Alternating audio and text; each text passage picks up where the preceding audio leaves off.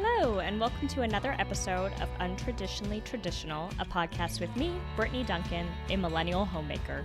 Join me each week as I share all the things I've learned that make keeping your home, garden, and life running smoothly, all while working.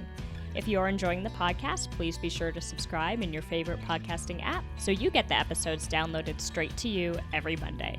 Now, on to today's episode.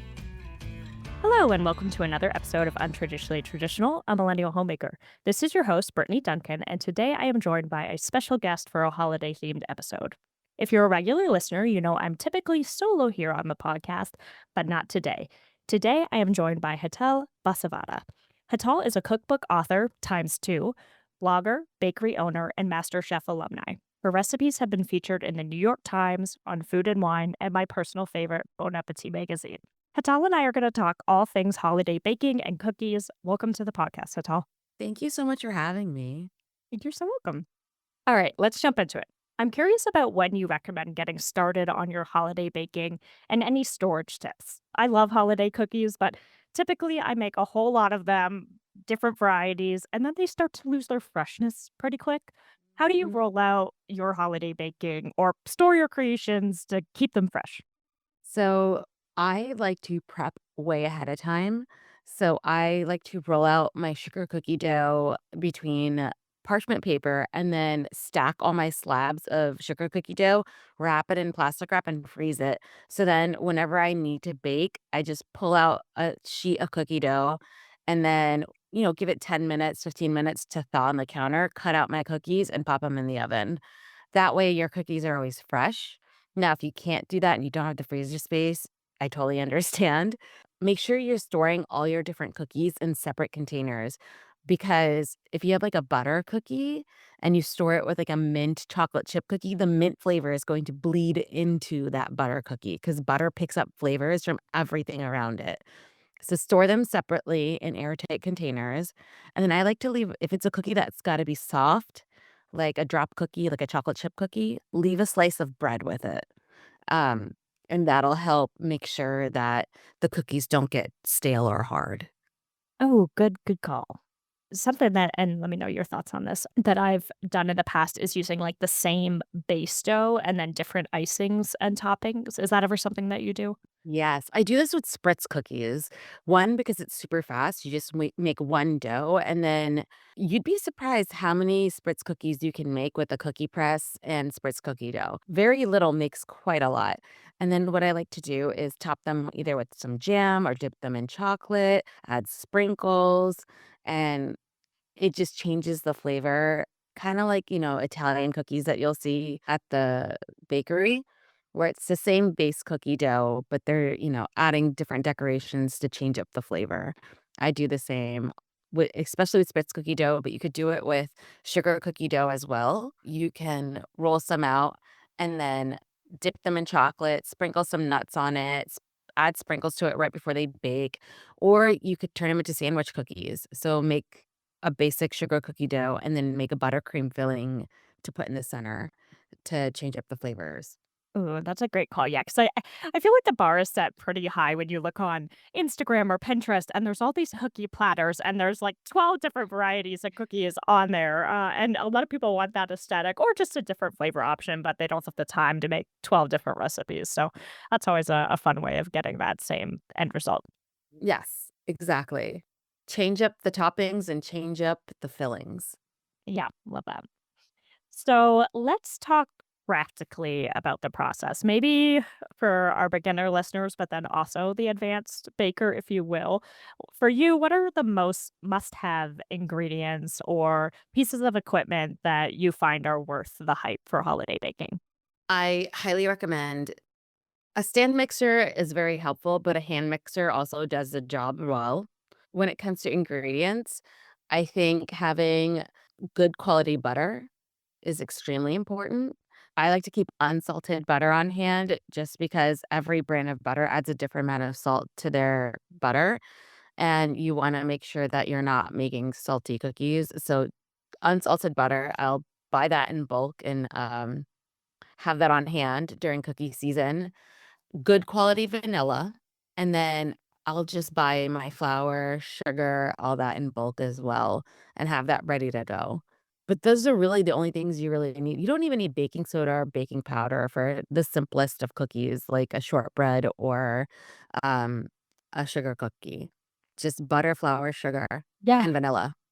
That's so interesting about the butter, and especially thinking about something that is as exact as baking. I'm actually shocked that the salt that's added to salted butter isn't standardized. You would think that, they always Right? say, like, cooking is where you can, kinda just eyeball it, but baking is very matter of fact, and so that's a really great way of controlling your, outcome. Yeah.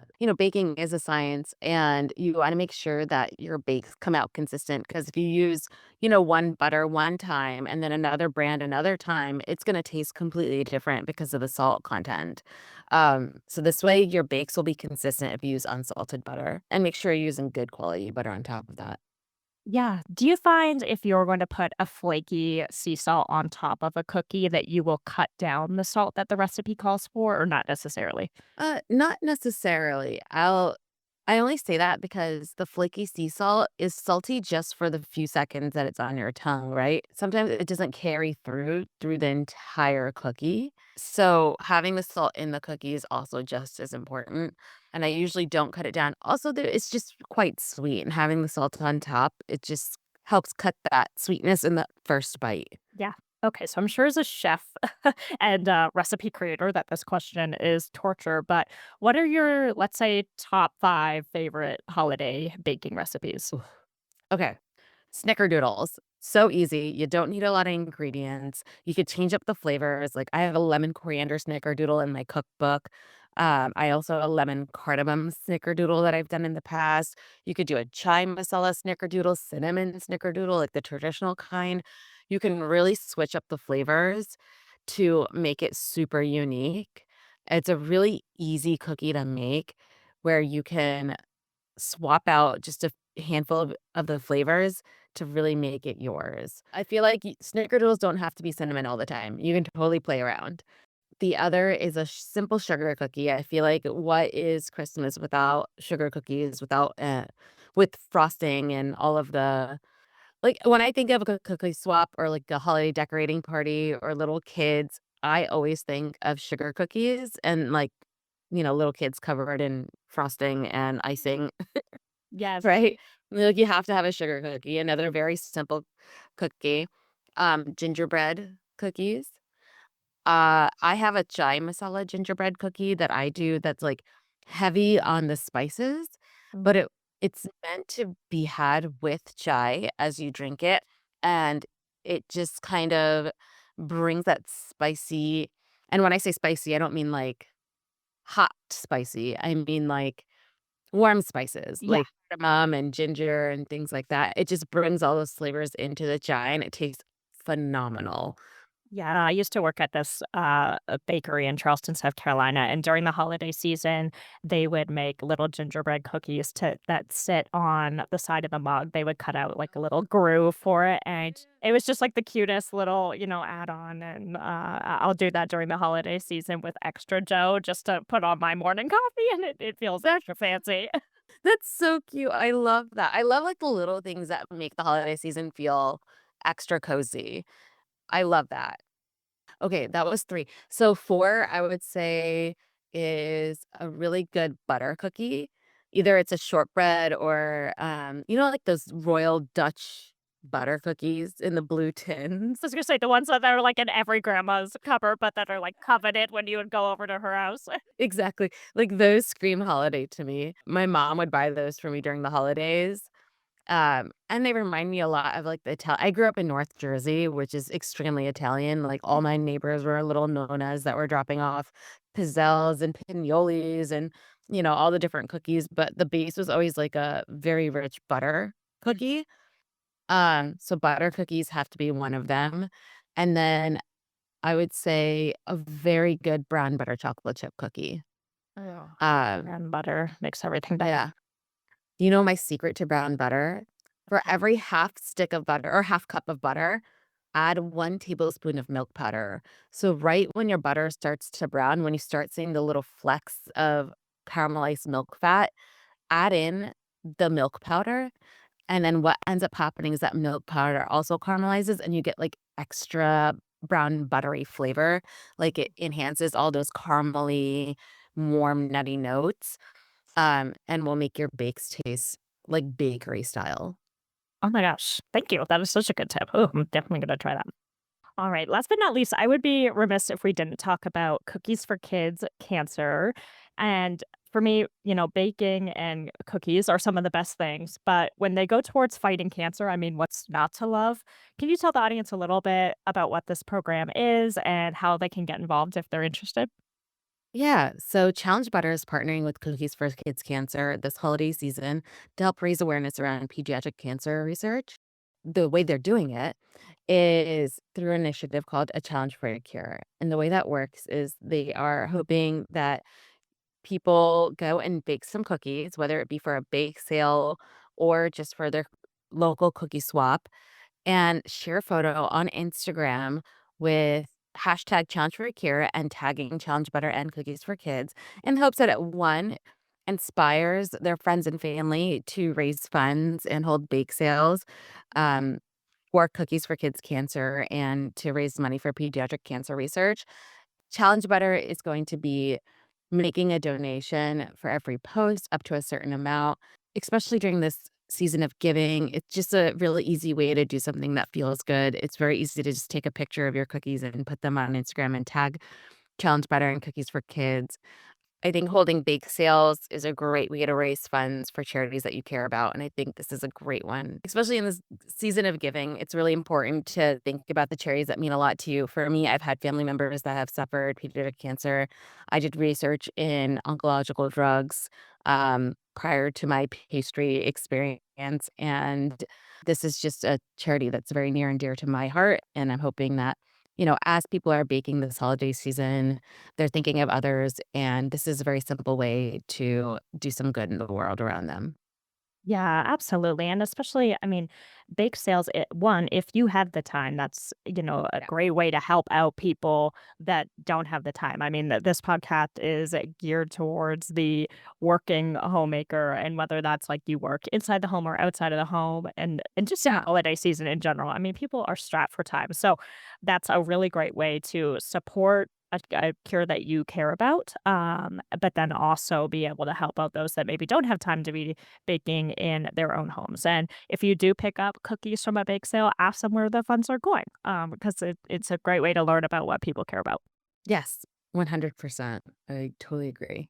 Well, thank you so much for taking time out of your day to talk with me about baking. I'm itching to get into the kitchen right now and whip up a batch or 10 of cookies, especially all the delicious recipes that you mentioned. But before we go, I'd love if you could give the audience a quick breakdown of your books. If they're looking for Christmas gifts for a special someone, they can consider either Desi Bakes or your first book, Milk and Cardamom. Yeah. So Milk and Cardamom was my first book. It's all about making Indian American fusion desserts where I'm taking Indian desserts and making them a little bit more approachable to make by using American and European baking techniques. And if you're one want to learn about different desserts outside of the American and European ones that you might know, like the cakes and cookies, this is great. Or if you're someone that's really into baking and want to learn new techniques in the pastry world, this is another great one book to try. If you're all about the aesthetic and doing beautiful desserts and designs on your cakes and cookies, my second book is ideal. I would say it's like equal parts coffee table book and cookbook, in my opinion. It is bright, it's bright pink, full of color.